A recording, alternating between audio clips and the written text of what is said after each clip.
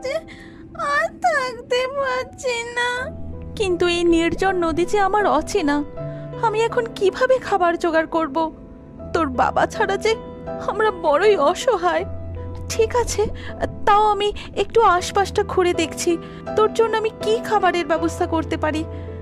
কিন্তু তুই এখানেই থাকবি, কোথাও যাবি না।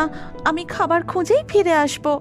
এই কথা বলেই মণিমালা জলপরি খাবারের সন্ধানে নদীর পথ ধরে আরও কিছুটা এগিয়ে গিয়ে খাবার খুঁজতে লাগলো।